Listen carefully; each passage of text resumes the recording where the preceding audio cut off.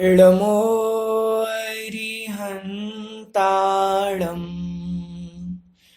ळमो सिद्धाळम् ळमो आयरियाळम्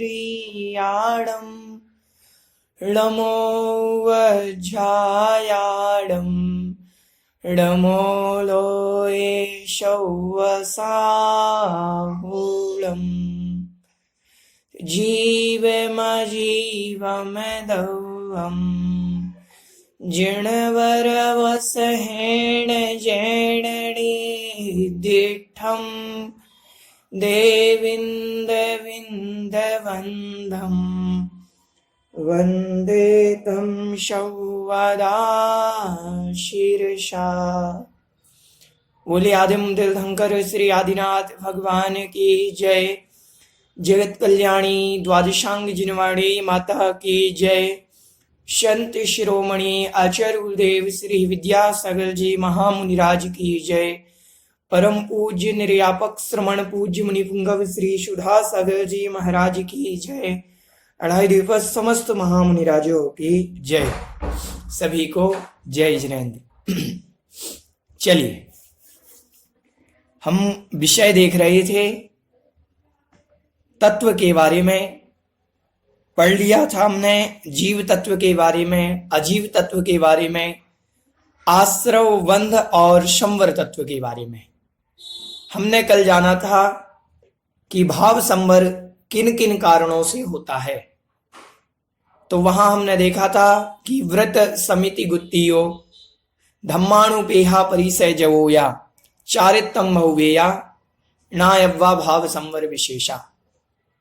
ऐसा हमने जाना था कि व्रत से, समिति से, गुप्ति से, धर्म से, अनुप्रेक्षा से और परिसह जैसे इन सब से और विविध प्रकार के चारित्र से हमने जाना था कि भाव संवर होता है। आगे क्या कहते हैं देखते हैं। आगे निर्जरा तत्व का स्वरूप एवं भेद बताएंगे। यहां भाव संवर से द्रव्य संवर के भेद नहीं दिए। क्यों नहीं दिए ये समझना चाहिए। भाव संवर जिन निमित्त से होता है उन्हीं निमित्त से द्रव्य संवर हो जाता है।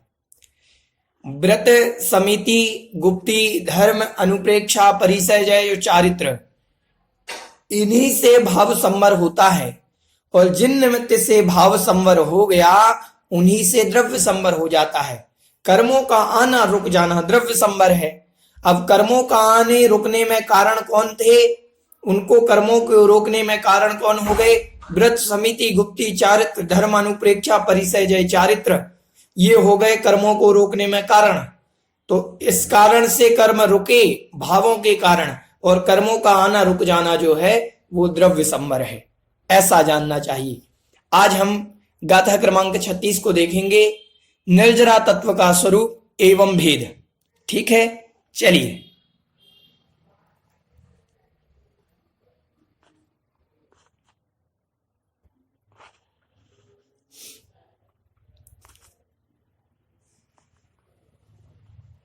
निर्जरा तत्व का स्वरूप एवं भेद। चलिए, सबसे पहले हम गाथा का उच्चारण करेंगे।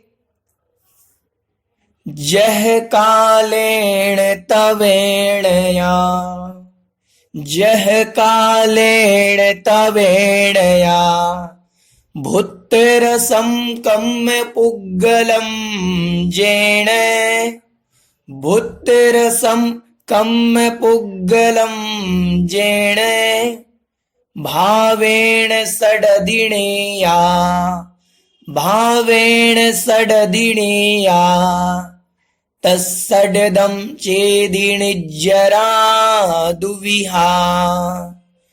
जह कालेण तवेणया, भूत्तरसं कम्म पुग्गलं जेण, भावेण सडदिणेया, तत्सडदं चेदिनिज्जरा दुविहा।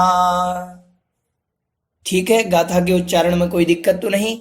चलिए, जो भी गाथा का उच्चारण करना चाहते हो हैंड रेज करेंगे। जी निशा जी, आपको अनम्यूट कर रहे हैं। आपका नाम जी, आपको अनम्यूट किया है निशा जी। जी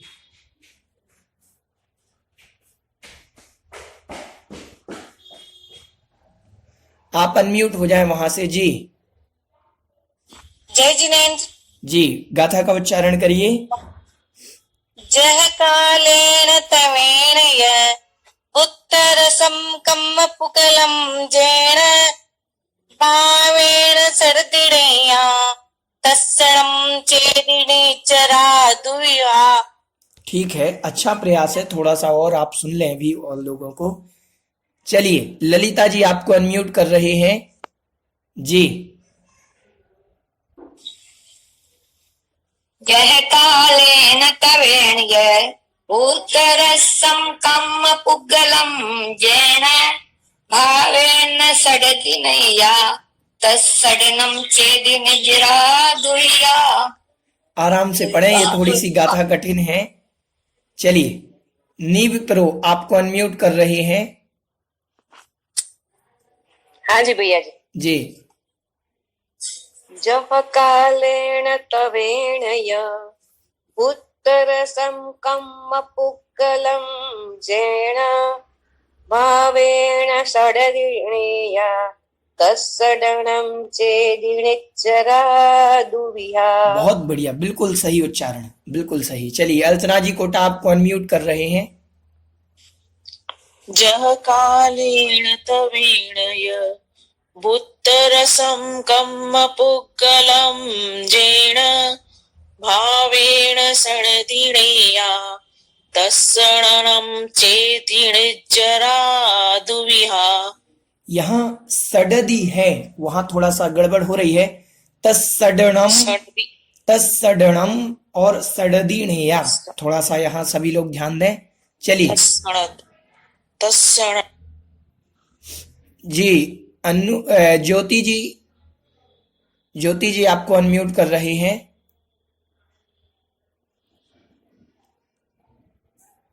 जी बोलिए। चलिए आइए गाथा का अर्थ देखते हैं।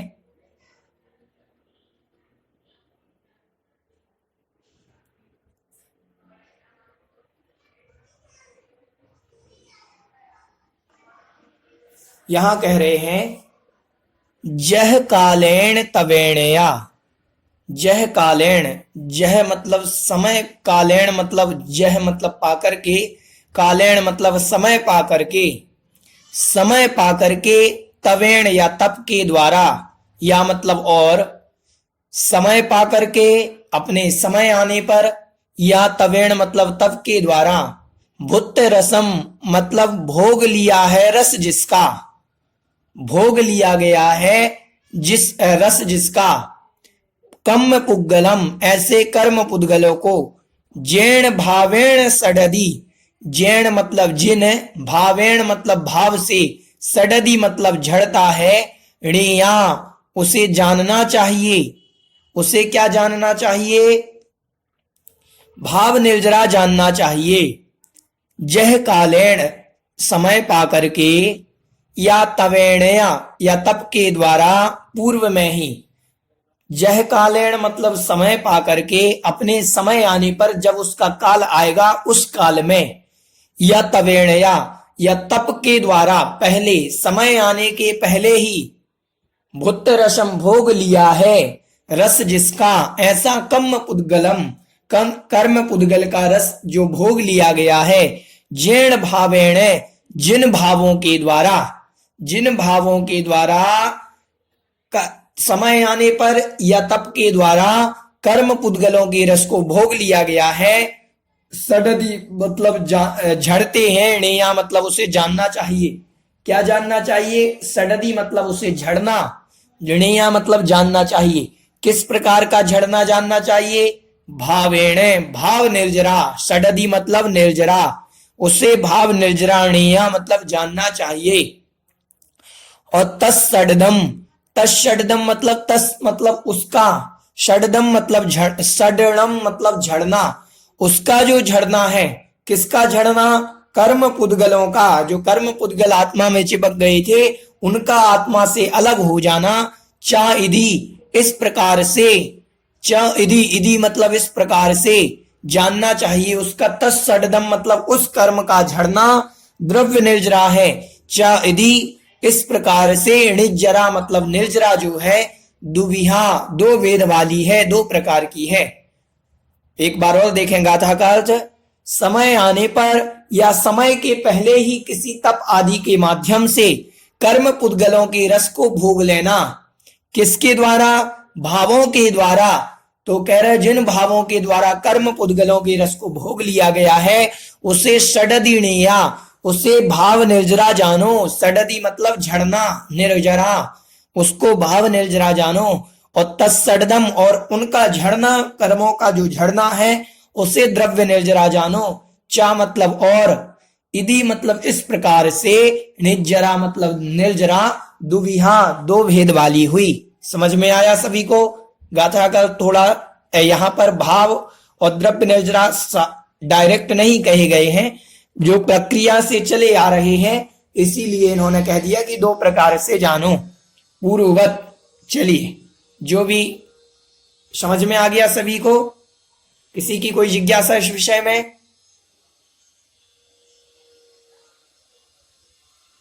जी, रीनू जी पहाड़िया आपको अनम्यूट कर रहे हैं जी। जय जिनेंद्र भैया जी, कर्म पुतलों का झड़ना भी निर्जरा है और द्रव्य निर्जरा, तो दोनों में क्या अंतर है?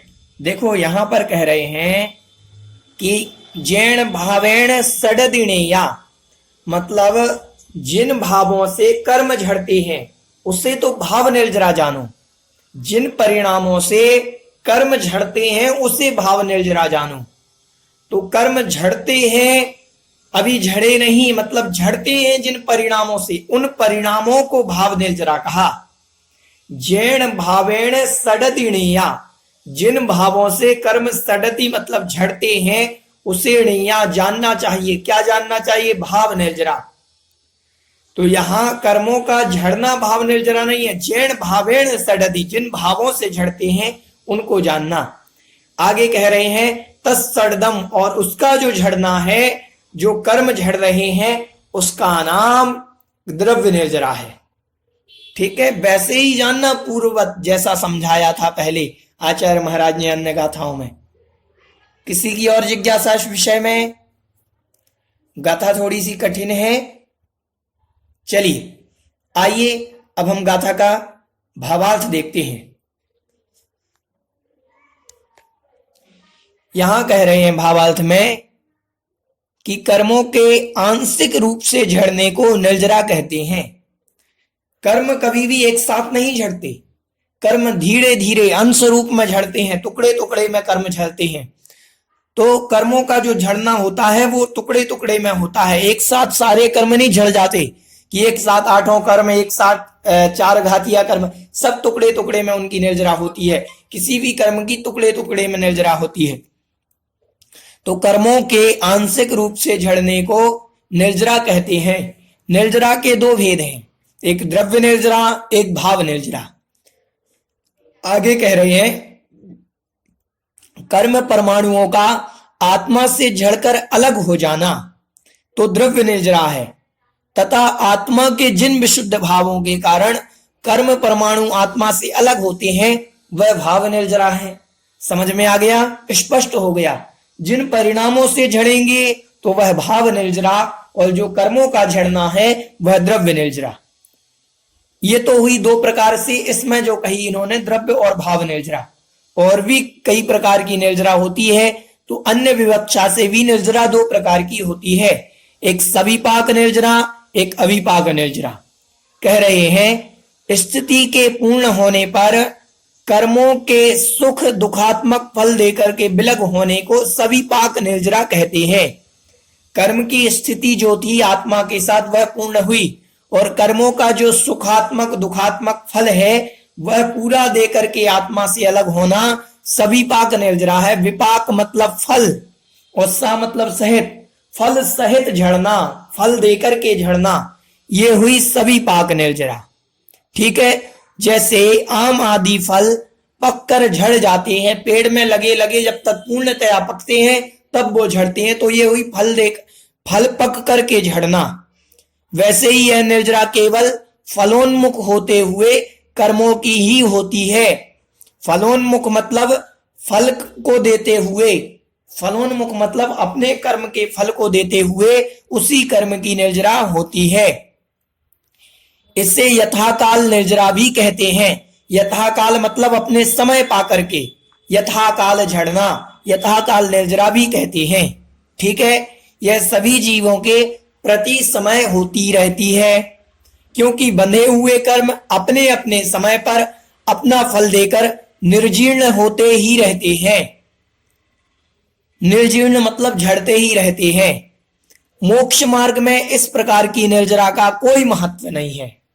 ये निर्जरा तो सारे जीवों की होती, पहले सबकी होए सरे कुछ सरे काज तेरा, इससे अपना कोई काम अच्छा होने वाला नहीं है, ये तो सबकी होती है।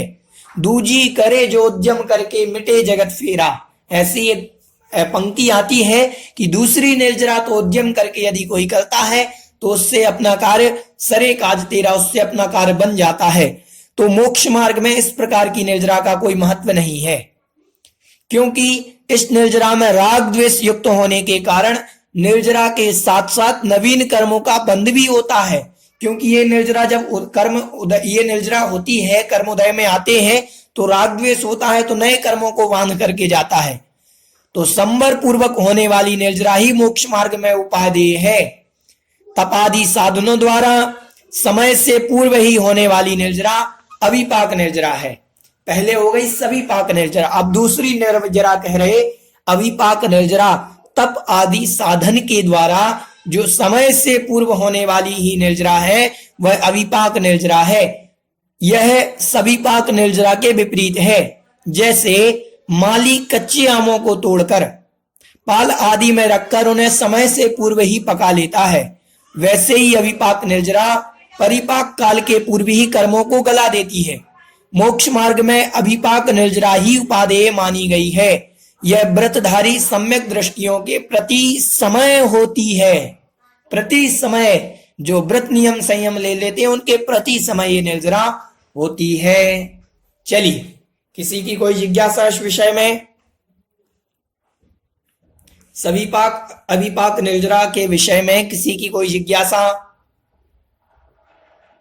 समझ में आ गया जी? कस्तूरी जी सहाय आपको अनम्यूट कर रही है जी।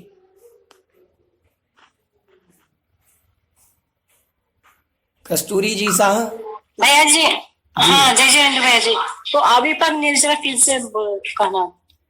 ठीक ठीक, चलिए, और किसी की कोई जिज्ञासा बताते हैं? किसी की और जिज्ञासा इस विषय में? चलिए समझ लें थोड़ा सा। सभी पाक और अभिपाक निर्जरा। निर्जरा दो प्रकार की, एक सभी पाक, एक अभिपाक। विपाक मतलब होता है फल, विपाक मतलब होता है फल। सा मतलब सहित, जो फल सहित झड़े, पूर्ण फल देकर के झड़े, उसे सभी पाक निर्जरा कहते हैं। और अभिपाक होती है आ मतलब रहित, विपाक मतलब फल रहित। अपने फल को दिखाने में वो ज्यादा, कोई थोड़ा फल दिखा करके चली जाए, कुछ कुछ तो बिना फल दिए ही चली जाती हैं, उसे कहते हैं अभिपाक निर्जरा। ठीक है, अब सभी पाक निर्जरा सभी के हो रही है, सारे जीवों के होती है। सभी पाक निर्जरा का मतलब है प्रति समय कर्म का उदय में आना और उदय रूप अपना फल दिखा करके, जो काल है, मान लीजिए किसी ने कोई कर्म बांधा 12 दिन का, और 12 दिन तक वो कर्म बंधा, 10 दिन बाद कर्म उदय में आना था। 12 दिन तक आत्मा के साथ रहेगा, 12 दिन में 10 दिन तक आत्मा के साथ रहा, 2 दिन उदय में रहा, 2 दिन उदय अवस्था में रहा, फल देने की अवस्था में रहा, तो 2 दिन वो फल देता रहा, और उस फल में हमें फीवर आया, सुख दुख का अनुभव हुआ, जो भी हुआ सुख दुखात्मक फल जैसा उसने दिया, उसका हमने पूर्णतया भोग किया। उस भोग में हमने राग द्वेष किया, तो सभी पाक निर्जरा हमारे लिए नया राग द्वेष करने के कारण नया कर्म बांध करके गई। ये हुई सभी पाक निर्जरा। फिर कहते हैं अविपाक निर्जरा होती है मुनिराज आदि के, तप आदि के माध्यम से, व्रत उपवास आदि के माध्यम से यह अविपाक निर्जरा होती है। यह हम भी कर सकते हैं, मतलब व्रत नियम संयम माध्यम से यह अविपाक निर्जरा होती है। हमने व्रत नियम संयम को धारण किया। मुनिराज प्रति समय उनके पंच सटकाय जीवों की हिंसा का आजीवन त्याग होता है, तो उनके प्रति समय निर्जरा होती है अविपाक। तो अविपाक निर्जरा मतलब कर्म जो 10 दिन बाद उदय में आने वाला था, 11वें और 12वें दिन उदय में रहना था, मुनिराज ने वो कर्म 5वें दिन उदय में ले आए और 5वें दिन उदय में ला करके 5वें दिन उदय में ला करके थोड़ी 2-4 घंटे उदय में रहा और उसको तुरंत झड़ा दिया, 2-4 घंटे में ही उसको नष्ट कर दिया। समझ में आ रहा है?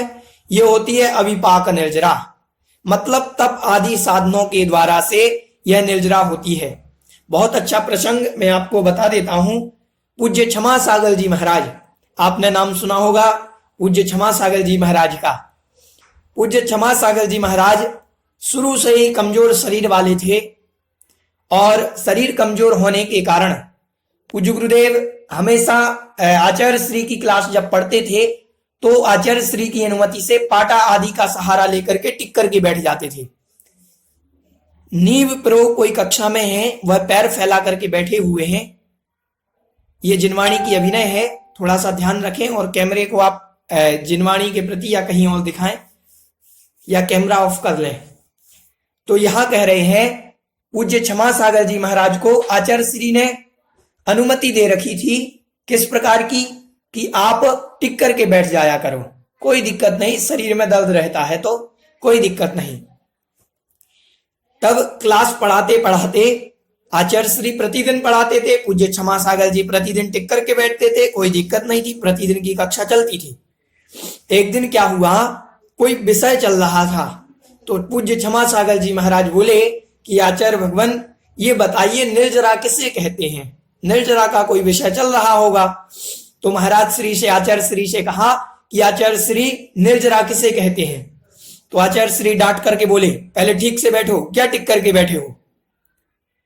अब वो तो क्षमा सागर जी तो घबरा गए, बोले आचार्य महाराज से ही तो अनुमति ली, मैंने तो प्रश्न पूछा, आचार्य श्री ने डांट और दिया। अरे गुरु जी हैं, उन्होंने डांटा है, उन्होंने कहा ठीक से बैठो, मैं टिक करके बैठा हूं। आचार्य श्री ने ही अनुमति दी कि टिक करके बैठ जाया करो, लेकिन आज वो टिक करके ना बैठ, तो आचार्य श्री टिक करके बैठे थे तो उन्होंने पाटा हटवा दिया क्षमा सागर जी ने और आगे आकर के खिसक करके बैठ गए। अब जैसे ही आगे आकर के बैठे 10-15 मिनट क्लास चली, फिर पूज्य आचार्य श्री कहते हैं क्यों क्षमा सागर जी, कमर में दर्द होने लगा, घुटनों में दर्द होने लगा। बोले हाँ महाराज, अभी थोड़ा सा सहारा था तो दर्द नहीं हो रहा था, अब दर्द होने लगा। बोले इसी का नाम निर्जरा है। कर्म जो बाद में कभी उदय में आने वाले थे वो अभी दर्द बन करके उदय में आ गए, घुटनों में कमर में ये दर्द बन करके आ गए। तो ये प्रयास पूर्वक आपने जो पाटा हटा दिया, अभी आपकी निर्जरा नहीं हो रही थी और पाटा हटाते ही आपकी निर्जरा प्रारंभ हो गई। ये कर्म जो बाद में उदय में आने वाले थे वो अभी उदय में आ गए। ये होती है अविपाक निर्जरा, तप आदि साधनों के द्वारा समय से पूर्व ही कर्मों को झड़ा लेना, ये होती है अविपाक निर्जरा। तो ऐसे आचार्य महाराज हैं हमारे जो बातों बातों में इतनी चीज सिखा जाते थे, जिन्होंने आचार्य श्री से पढ़ा है, धन्य है। चलिए किसी की कोई जिज्ञासा? जी हेमंत जी, आपकी कोई जिज्ञासा, आपको अनम्यूट कर रहे हैं जी हेमंत जी। जी भैया जी, ये मतलब अनुव्रति और महाव्रतियों की होती है या हम श्रावकों की भी होती है कि जैसे जब हम स्वाध्याय कर रहे हैं या हमने कोई व्रत किया है, उपवास किया है, तो हमारी भी निर्जरा होती है? हाँ, अविपाक निर्जरा के विषय में एक बार हमें देखना पड़ेगा, लेकिन निर्जरा तो होती है, हमारी निर्जरा होती है, लेकिन अविपाक निर्जरा के विषय में एक बार मुझे देखना पड़ेगा कि अविपाक निर्जरा का गुण स्थान क्या है। व्रतियों के तो प्रति समय निर्जरा होती है। व्रति जी, मतलब हाँ, मतलब जी, मतलब चतुर्थ गुण स्थान में अविपाक की संभावना कम है। हाँ, कम है। हम अगर जी। एकासन उपासना आदि करें तो हो सकती है निर्जरा हो। हाँ। एक बार मैं इस विषय को देख जी। करके बता दूंगा। ठीक भैया जी। जी। एक चीज और है, व्रतियों की ये निर्जरा प्रति समय क्यों होती है? क्योंकि उनके आजीवन उन स्थावर का त्रस का त्याग हो गया। कोई दो प्रतिमाधारी ब्रह्मचारी भैया या दीदी हैं, वो घर में रह करके दुकान भी चला रहे हैं, घर में झाड़ू भी लगा रहे हैं, फिर भी उनके कर्मों की निर्जरा हो रही। और हम मंदिर में बैठे हैं, जिनवाणी पढ़ रहे हैं, शायद हमारे कर्मों की निर्जरा ना हो, और वहां पर बैठे उनके वो झाड़ू लगा रहे हैं, दुकान चला रहे हैं, तो उनकी निर्जरा हो रही है। क्यों हो रही है? उनका एक संकल्प है, आजीवन त्रस हिंसा का त्याग कर दिया। आजीवन, तो जो आजीवन त्रस हिंसा का त्याग किया है, उस त्रस हिंसा के त्याग के कारण उनकी निर्जरा प्रारंभ हो गई। तो इनके प्रति समय निर्जरा होती है, प्रति समय, ऐसा जानना चाहिए। हमारे प्रति समय निर्जरा नहीं होती, हमारे कभी कभार निर्जरा हो सकती है। मंदिर में बैठे हो, स्वाध्याय कर रहे हो, तो इस समय हमारी निर्जरा हो सकती है, इसमें कोई आपत्ति नहीं। चलिए, रितिका जी गोयल, आपकी कोई जिज्ञासा है? पंडित जी, वो तेजस और केवली समुद्र घात को समझा दीजिए। अभी मैं आपको इसकी तेजस और केवली समुद्र घात की मैंने वीडियो भेजी थी, तो उसमें आप एक बार देख लेना पुनः, उसमें बहुत अच्छे तरीके से समझा दिया था। आप ग्रुप पर हम आपको तो आज पुनः वो वीडियो भेज देंगे, आप देख लेना। उसमें तेजस समुद्र घात में पुतला निकलता है और केवली समुद्र घात में भी पूरे आत्मा प्रदेश फैलते हैं। चलिए, नीव प्रो, आपकी कोई जिज्ञासा? जी। नहीं भैया जी, जिज्ञासा नहीं है, वो भी मैं वही कहने वाली थी कि वो प्रतिमा लेते हैं, उसकी कर्म की निर्जरा निरंतर रहती है। वो झाड़ू लगाते हैं, खाना पकाते हैं, और पहले पंचम गुण स्थान भर्ती की निर्जरा पंचम गुण स्थान भर्ती से चालू होती है, वही मैं कहने हाँ, वाली थी। ठीक है ना? 5वें गुण स्थान से लेकर के कंटिन्यू आगे के गुण स्थानों में प्रति समय निर्जरा होती है, और जितना जितना आगे बढ़ते जाते हैं वह असंख्यात गुणी निर्जरा बढ़ती जाती है। हाँ, चलिए, अर्चना जी, किन की कोई जिज्ञासा है?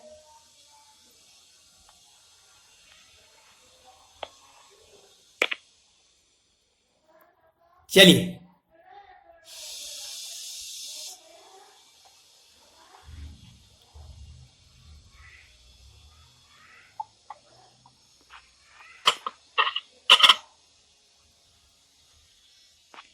इस प्रकार से हमने निर्जरा के संबंध में जाना कि निर्जरा दो प्रकार की होती है, वह सविपाक और अविपाक। पहली सबके होती है, लेकिन दूसरी निर्जरा से जिससे हमारा काम बनेगा, वह निर्जरा हमारे लिए अत्यंत आवश्यक है। पहली सबके तो सब सारे जीवों की हो रही है, नारकियों की हो रही है, त्रियंच की हो रही है, देवों की, मनुष्य की, सबकी हो रही है।